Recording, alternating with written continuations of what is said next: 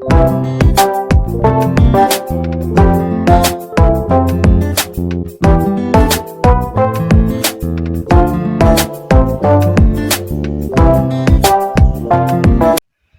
Everyone, good morning. Welcome back to my channel Jhuma Dey. আমি আবার চলে আসলাম নিউ একটা ব্লগ নিয়ে। সকালবেলা জানলা খুলেই এত জল দেখে মনে হচ্ছে যে রাত্রে অনেক বৃষ্টি হয়েছে। তারপর জিজ্ঞাসা করলাম ঘরে সবাইকে, বলছে যে না, রাত্রে এত বৃষ্টি হয়নি, কিন্তু জলটা জমেছে অনেক। এখানে জমার কারণ হলো গাড়িগুলি যে অনেক যাওয়া আসা করেছে, ডাম্পার গাড়িগুলো যেয়েছে, এগুলোর চাকাগুলো যেই মাটিটা শক্ত হয়ে গেছে, তার জন্য জলটা নিচের দিকে টানছে না, জলটা জমে আছে, নিচা হয়ে আছে, তো ওই জায়গাতে জলগুলো জমে আছে। তার জন্য মনে হচ্ছে যে অনেক বৃষ্টি হয়েছে। তো দিনটা দেখো মেঘলাই হয়ে আছে, আজও বৃষ্টি পড়বে। তো ঠান্ডা ঠান্ডা ওয়েদার, তো কি রান্না বাড়া হবে ওটাই তোমাদের সাথে আজ আমি শেয়ার করব। তো মার শরীরটা খারাপ, মার সর্দি লেগেছে।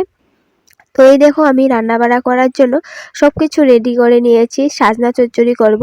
সাজনা, আলু, বেগুন, মটর, টমেটো, এগুলো সব কিছু দিয়ে আমি সাজনা চচ্চড়ি করব। তো আজ আমি রেসিপিটা তোমাদের সাথে শেয়ার করব। তো আমার চ্যানেলে নিয়ে এসে থাকলে চ্যানেলটা সাবস্ক্রাইব করে বেল আইকনটা ক্লিক করে নিও। যখনই আমি নতুন নতুন ভিডিও আপলোড করব তোমাদের কাছে নোটিফিকেশন চলে যাবে। আর হ্যাঁ, সবাইকেই বলছি যে স্কিপ করো না, স্কিপ করলে বুঝতে পারবে না। তো এখানে দেখো আমি পাতলা পাতলা করে গুল গুল করে বেগুন কেটে নিয়েছি। বেগুনগুলো না একটু বাড়তি, গুটিগুলো দেখে তো বুঝতেই পারছো। এই বেগুনগুলো ভাজা খেয়ে কিন্তু ভালো লাগবে না। এরকম বেগুন হলে তোমরা বেগুনের চপ বানিয়ে নিবে, বেগুনি করে নিবে। তো ওটাই আমি করব। তো বেগুনগুলো আমি ভালো করে ধুয়ে নিয়েছি। সব কিছু এখানে যা যা দেখছো সব কিছু কিন্তু আমি ভালো করে ক্লিন করে নিয়েছি।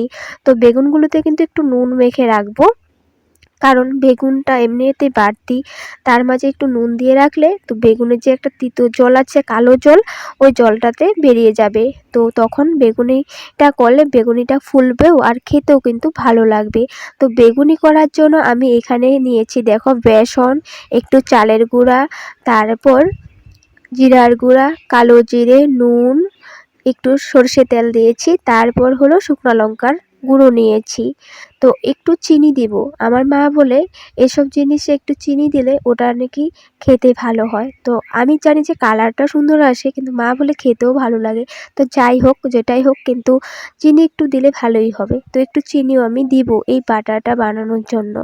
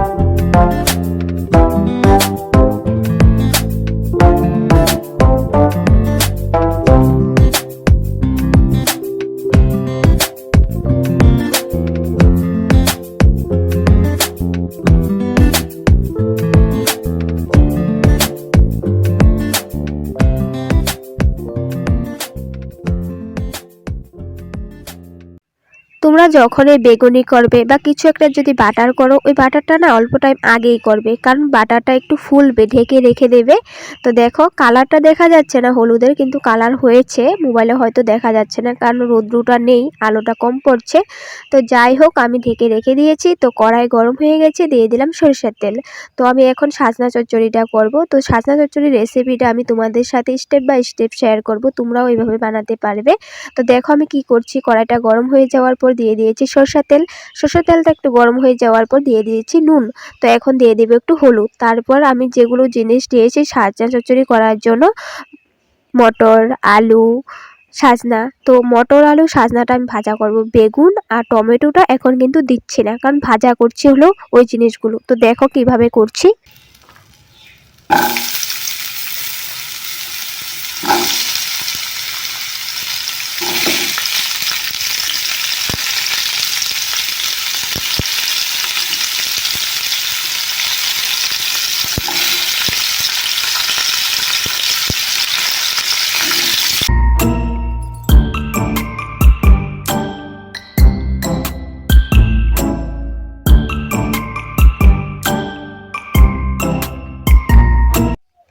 ভালো করে নাড়াচাড়া করে নিয়েছি, আর একটু জল দিয়েছি সামান্য পরিমাণে, কারণ হলো সাজনাগুলো একটু বয়েল হবে, আলুগুলোও হতে হবে। আর এখনো দিনে মটরগুলো তো জানো শুকনো মটরের মতন শক্ত থাকে, এগুলো বয়েল হতে সময় লাগে, তার জন্য একটু জল দিয়েছি। আর সাজনাগুলো কচি তো, তার জন্য সাজনা থেকে কিন্তু ছালটা সরানো হয়নি, কারণ ছাল ছড়ালে একদমই কম হয়ে যাবে চুকলাটা ছড়ালে, তার জন্যই। আর তো এখানে দেখো কাঁচা লঙ্কা বাটা মা করে দিয়েছে। কাঁচা লঙ্কা না একটু কালো রঙের ছিল, তার জন্য বাটাটা একটু কালো কালো দেখা যাচ্ছে। বাটা করে দিলে কাঁচা লঙ্কাটা ভালো লাগে খেতে। তো জিরার গুঁড়া দিয়েছি, নুন দিচ্ছি, তারপর হলুদ দিব। মশলাটা আমি রেডি করে নিচ্ছি। তো কাসুন্দ তো দিবই, আর এখানে তো বেগুন, টমেটো, পেঁয়াজ সব কিছুই রেডি করে আগেই নিয়েছি। তো আমি আবার এক সাইডে তো সাজনা চচ্চড়িটা করছি, আর এক সাইডে কিন্তু বেগুনিটাও করে নেব, কারণ সকালের প্রায় 11টা বাজে, সকালেও সবাই খাবে, খিদে পেয়ে গেছে সবার, তার জন্য তাড়াহুড়ো করে দুই চুলাতেই রান্না করছি। তো দেখো আমি যে ঢেকে রেখে দিয়েছি, কালারটাও কিন্তু হয়ে গেছে সুন্দর, আর অনেকখানি কিন্তু বাটারটা ঘন হয়ে গেছে, তার জন্য একটু আগেই করবে, দেখবে বাটারটা অনেক সফট হয়ে যায়। তো আমি বেগুনগুলোতে নুন মেখে রেখেছিলাম, জলটাও ছেড়ে দিয়েছে।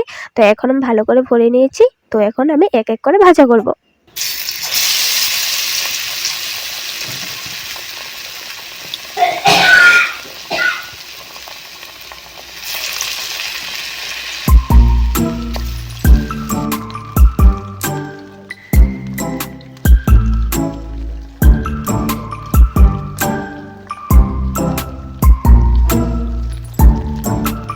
তোমরা যখনই বেগুনি করবে গ্যাসটা কিন্তু কম করে রাখবে, কারণ দেখছোই তো আমাদের কড়াইটা একদমই ছোটো কড়াই, তার মাঝে তেলটা তাড়াতাড়ি গরম হয়ে যায়। গ্যাসটা কম না রাখলে বেগুনিগুলো ভিতরে কাঁচা থাকবে আর উপর দিয়ে লাল হয়ে যাবে, তার জন্য গ্যাস কম করে আমি ভাজা করছি, নাড়িয়ে নাড়িয়ে কড়কড়া হবে তবে।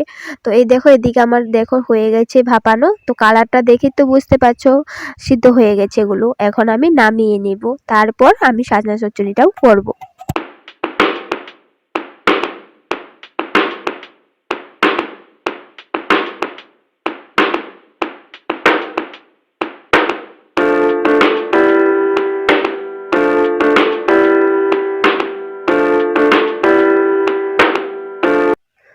তোমরা বেগুনিগুলো দেখে তো বুঝতেই পারছো আমি একদম গ্যাস কম করে কিন্তু ভাজা করছি, একদম করকরে হয়ে যাওয়ার জন্য। আর দেখে মনেই হচ্ছে এটা করকরা হয়েছে, আর হ্যাঁ করকরাই হয়েছে, কারণ আমরা খেয়েছি তো তাই বলছি। তো ব্লগটা তো আমি পরে এডিট করছি। আর খেতেও কিন্তু দারুণ টেস্ট হয়েছিল, কারণ কালো জিরেটা মুখে যখন পড়ে, ঠান্ডার দিনে এরকম বেগুনি খেতে ঠান্ডা ঠান্ডা ওয়েদার থাকলে, বৃষ্টির দিন থাকলে ভালোই লাগে।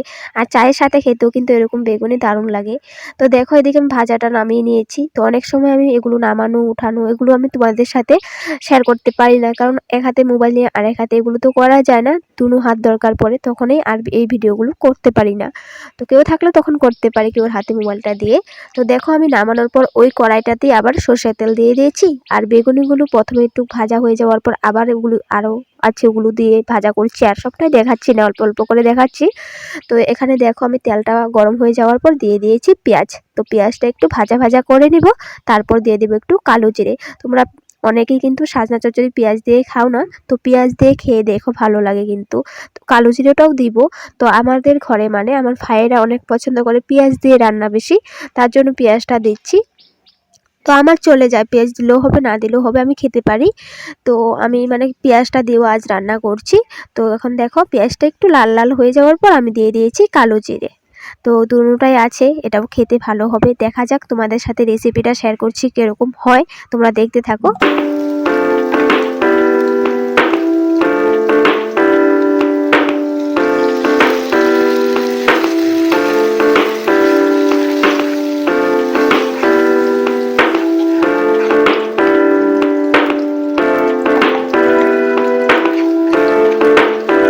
মশলাটা তো আমি আগের থেকে রেডি করে রেখেছিলাম, দেখেছই। ওই মশলাটা কিন্তু এখন দিয়ে দিয়েছি। মশলাতে সব কিছুই ছিল, তার জন্য এখন এক এক করে দিতে হচ্ছে না। তো দিয়ে দিয়েছি মশলাটা একটু ভাজা করে, তারপর দিয়ে দিলাম বেগুন। এই বেগুনগুলোতেও কিন্তু আমি একটু নুন মেখে রেখেছিলাম, জলটা ছড়ে গেছে। তারপর দিয়ে দিলাম টমেটোগুলো। এখন বেগুন টমেটোগুলো একসাথে মশলার সাথে একটু টাইমের জন্য কষিয়ে নিব।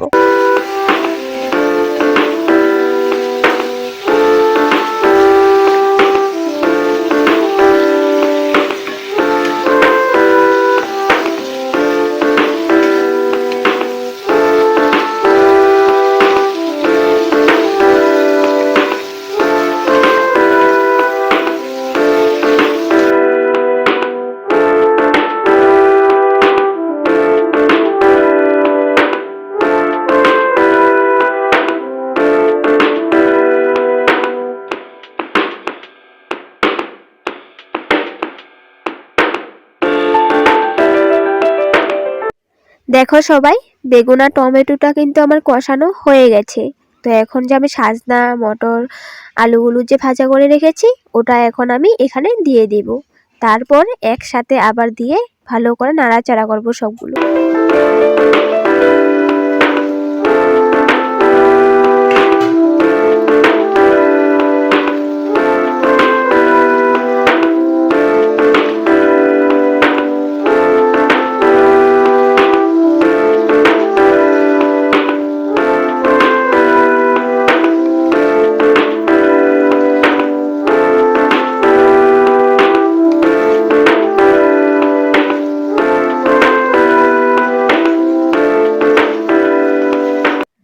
সাজনাগুলো দেওয়ার পর ভালো করে নাড়াচাড়া করে মিলিয়ে নিলাম। তো এখন আমি দিয়ে দিব কাসন্ত।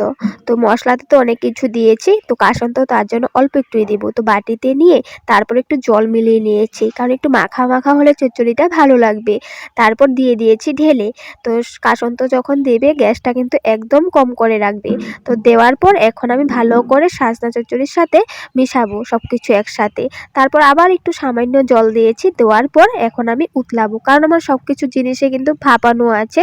তার জন্য এখন আর ভাপানোর টেনশন নেই। কিন্তু কাসন্তটা যে দিয়েছি আর একটু জল দিয়েছি, ওটা একটু বয়েল হতে হবে। আর জল আর কাসন্তটা দেওয়ার পর কারণ একটু টাইম রাখলে ভালো হয়, কারণ একটু মাখা মাখা হয়ে যাবে আর খেতেও কিন্তু দারুণ টেস্ট লাগে যখন একটু মাখা মাখা মশলাটা থাকে। আলুগুলো ভরিয়ে খেতে, সজনাগুলো ভরিয়ে খেতে ভালো লাগে, মশলা মশলা লাগে। তো এই বছরের প্রথম সাজনা চচ্চড়ি করলাম। একদিন ডাল বানানো হয়েছে আর আজ চচ্চড়ি করলাম। আর সাজনাগুলো না একদমই কচি ছিল, তার জন্য আর আমি ছালটা ছড়াই নেই সাজনার। তো বাড়তি মোটা মোটা সাজনা থাকলে ওটাতে ছালটা ছড়ালে ভালো হয়, কিন্তু এটাতে যদি ছড়াতে যাই কিছুই থাকবে না। তার জন্য মাও বলে যে ছড়াতে হবে না। আমি আগে কিন্তু ছড়াতাম, তো মা বলতো যে এগুলো এখন এত কচি সাজনার এগুলো উঠায় না। তো যাই হোক, আমার সাজনা চচ্চড়ি কমপ্লিট হয়ে গেছে বানানো।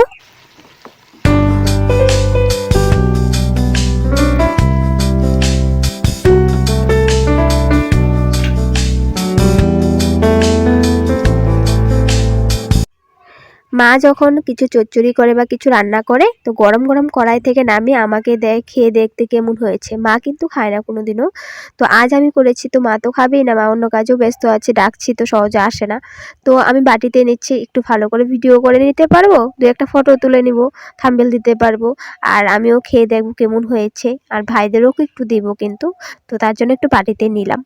তো টাইম হয়ে গেছে খাওয়া দাওয়ার, আমার বেগুনগুলো ভাজা হয়ে গেছে আর এদিকে আমার চচ্চড়ি হয়ে গেছে, ডাল ভাত আগেই হয়ে গেছিল। তো এখন সবাইকে ভাত দিয়ে দেব। তো সবাই মিলে একসাথে ভাতটা খেয়ে দেব।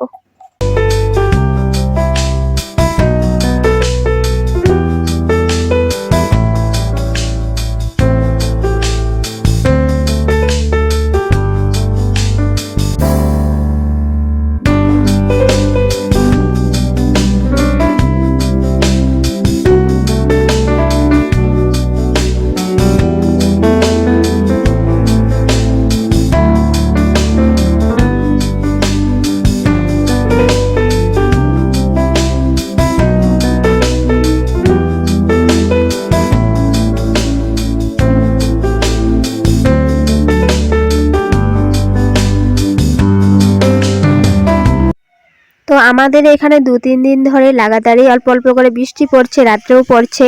তো তার জন্য গাছের পাতাগুলো একদম ক্লিন হয়ে গেছে। তবে কতদিন যে লাগাতার ধুলোবালি ছিল, রৌদ্র ছিল, গাছের পাতাগুলো একদম সাদা দেখা যেত ধুলোর জন্য। তো এখন একটু ক্লিন দেখা যাচ্ছে আর নতুন পাতা ছেড়েছে, তার জন্য ভালো লাগছে। আর গাছে আম গাছে ফুল, লিচু গাছে ফুল, আম লিচু হবে, তো ওগুলো ফুল ছেড়েছে, দেখতে ভালোই লাগছে পরিবেশটা। তার জন্য তোমাদের সাথেও একটু দেখাচ্ছিলাম ঘুরে ঘাড়ে, কারণ পাতাগুলো একদম ক্লিন দেখা যাচ্ছে।